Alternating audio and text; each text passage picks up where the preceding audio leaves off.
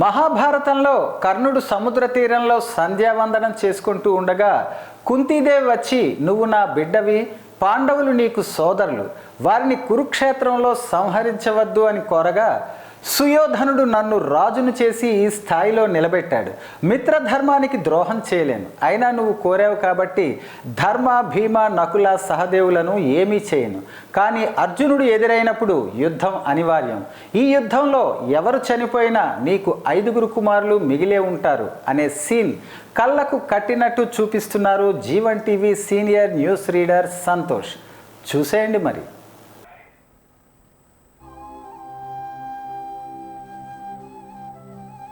సప్తాస్వరథమారూఢం ప్రచండం కశ్యపాత్మజం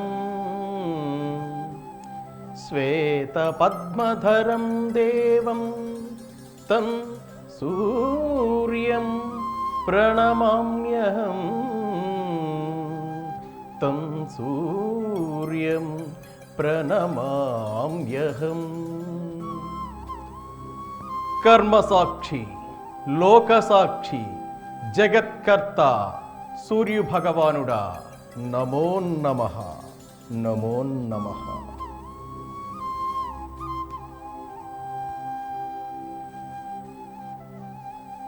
ఎవరు ఈ నదీ తీరాన మమ్మల్ని సమీపిస్తున్న ఆ స్త్రీమూర్తి ఎవరు?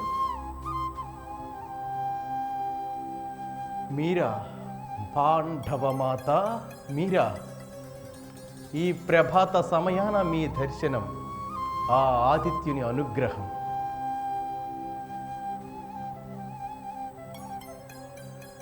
ఏమిటమ్మా, ఏమన్నావు? పుత్ర ప్రేమ, మాతృ ప్రేమ, ఇన్నాళ్ళు ఎక్కడికెళ్ళిందమ్మా ఈ మాతృ ప్రేమ? కన్న కొడుకు ఏమయ్యాడో అని పరిశీలించక పరిశోధించక హాయిగా పెండ్లి చేసుకుని ఎవరెవరికో బిడ్డలను కన్నావే, అప్పుడు ఎక్కడ ఏడ్చిందమ్మా ఈ మాతృ ప్రేమ?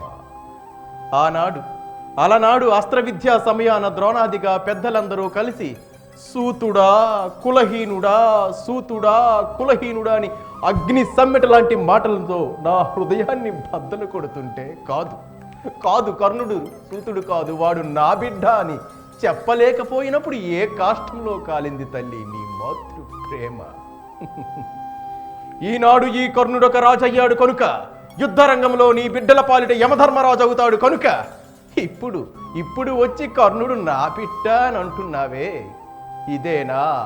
ఇదేనా ఒక తనయుడిపై తల్లి చూపించాల్సిన ప్రేమ? ఏమమ్మా,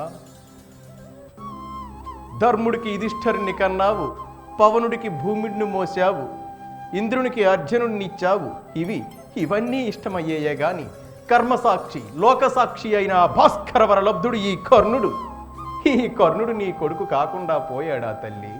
ఆనాడు నదీ తీరాన దిక్కులేని బిడ్డ నాకు దొరికింది అని మీ పెద్దలకు చెప్పి నీ స్తన్యమిచ్చి లాలించి ఉంటే ఈరోజు నా బ్రతికిలా నక్కలు పీకిన కలేభరం అయ్యేదమ్మా, నక్కలు పీకిన కలేభరం అయ్యేదా?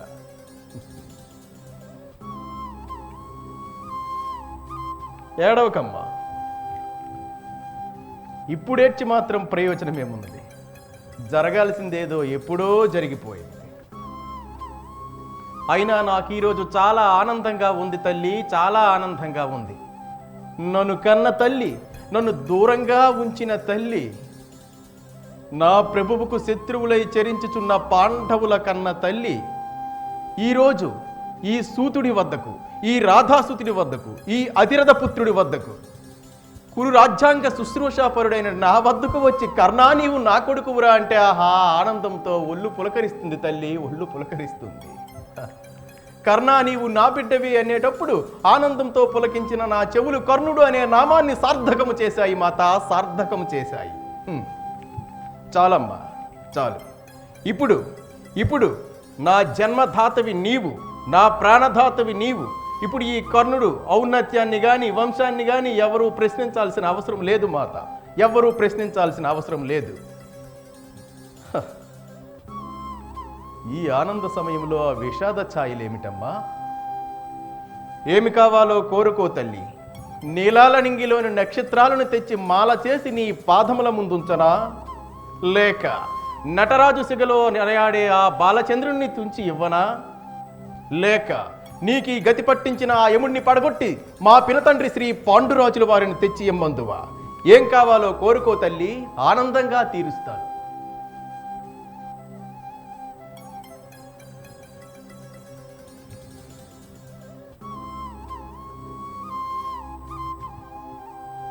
ఏమమ్మా, కౌరవులను విడిచిపెట్టి పాండవుల పక్షాన నేను చేరాలా? దుర్యోధనుడే లేకపోతే ఈ కర్ణుడు ఈ రోజు నీ ముందిలా జీవించి ఉండేవాడా అమ్మా? ఎప్పుడో ఏనాడో ఆత్మహత్య చేసుకునేవాడు. సామ్రాజ్యమతనదైన కొనుసన్నల రాజ్యాధికారాన్ని ప్రసాదించిన మహామనిషమ్మ రారాజు. సూతుడితో చెలిమి అని జాతకులు పోతుంటే సూతుడే కాని జగతి ఘాతకుడు కాదురా అని నా స్నేహానికి విలువిచ్చినటువంటి ప్రేమ మూర్తమ్మ నా రారాజు. పాండవులతో యుద్ధానికి నీ బలమెంత అని సుయోధనుని అడిగితే ఇదిగో ఇంత, కర్ణుడే నా బలం, కర్ణుడే నా జనం, కర్ణుడే నా శక్తి, కర్ణుడే నా స్నేహమని చాటి చెప్పిన మహామానిషమ్మ నా ధార్తరాష్ట్రుడు. ఆఖరికి తన భార్య కొంగులాగిన నా గాబరపాటును కూడా గ్రహించి నా తరపున తన భార్యకి క్షమాపణ చెప్పిన స్నేహమూర్తమ్మ నా దుర్యోధనుడు. అటువంటి దుర్యోధనుడిని విడిచిపెట్టి నెయ్యాన్ని కయ్యం చేసుకునేటంత మందుడిని కాదమ్మా. నా శరీరంలో రిక్తురు ఆయనిచ్చిన పానీయం, నా కండలు ఆయనిచ్చిన ఆహారం, నా మేధస్సు అతని శ్రేయస్సు. కనుక ఈ కోరిక తప్ప ఇంకేదైనా అడుగమ్మా, తప్పకుండా తీరుస్తాను.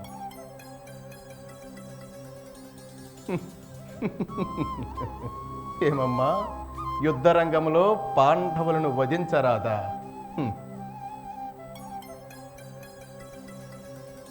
ఇప్పుడు కూడా నీ బిడ్డలు పాండవులను వధించరాదు అని కోరుకున్నావే గాని నీ తొలుచూరి పంట ఆ భాస్కర వరలబ్ధుడు ఈ కర్ణుడు బ్రతకాలని మాత్రం నీవు కోరుకోలేదు. నీవు మాతృస్థానానికే కలంకం. సరే, మాటిచ్చాను. నా జన్మకు కారణమైనటువంటి ఒక స్త్రీమూర్తి నా వద్దకు వచ్చి అర్థించినప్పుడు కాదనను. మాటిచ్చాను మాత, మాటిచ్చాను. అయినా ఇది నీ ఆలోచన కాదని నాకెప్పుడో తెలుసు. ఆ నల్లవాడు పంపగా వచ్చినావని నాకు తెలుసు. రాయభారానికి వచ్చినప్పుడే రాజీకి వచ్చాడు రాజీవలోక్షుడు. అప్పుడే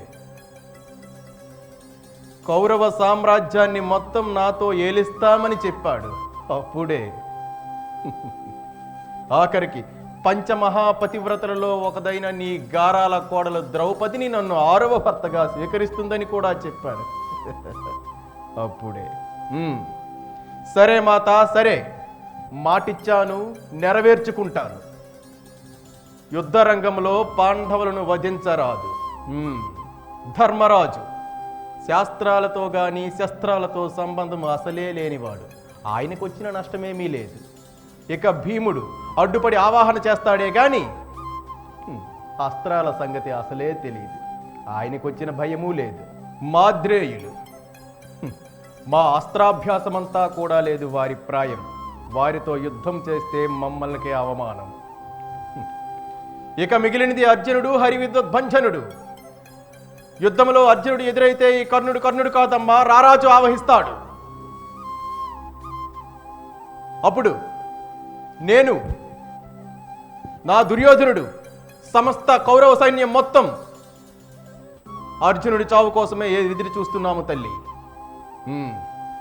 ఇక యుద్ధంలో మిగిలేది కౌంతేయుడా, కర్ణుడా, అది దైవేచ్ఛ.